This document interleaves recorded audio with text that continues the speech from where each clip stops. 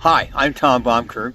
I'm a small mines consultant, lifelong gold enthusiast, and publisher of mining guidebooks.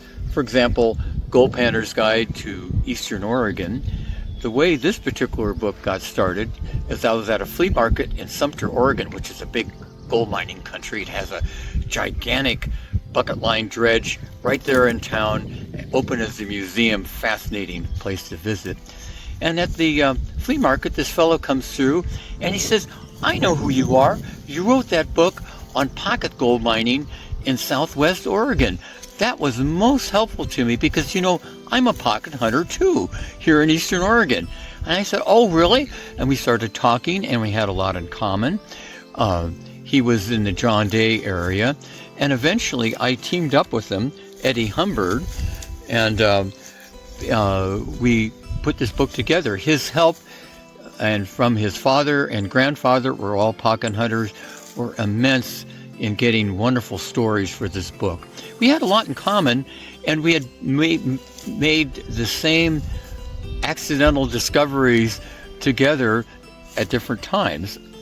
For example, we both had realized that on a hillside that doesn't have a lot of water, the miners would work the little veins and surface in areas looking for high-grade ore, and then they would pack them to the nearest spring to crush it up and pan out the gold.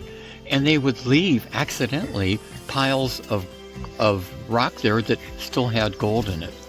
And by metal detecting, panning, and recrushing that, we found a lot of gold. He actually took pickup loads from one of he calls them panning shacks, where they actually had a little tiny camp on the hill at a source of water.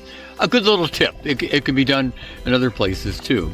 But again, we have reproductions of some of the Forest Service maps. I think there's 35 maps or something like that in this publication. A lot of good technical advice. There's a lot of suggestions on where to pan in Southern Oregon. There's a reproduction of a map that had never been published before that a historian put together of major placer creeks in Southern Oregon. That's a very viable aid today. But and on the front you can see some of the wonderful pocket gold that Eddie found. It was a lot of fun doing this, and we had a lot of fun with Eddie, and we found some good gold too together.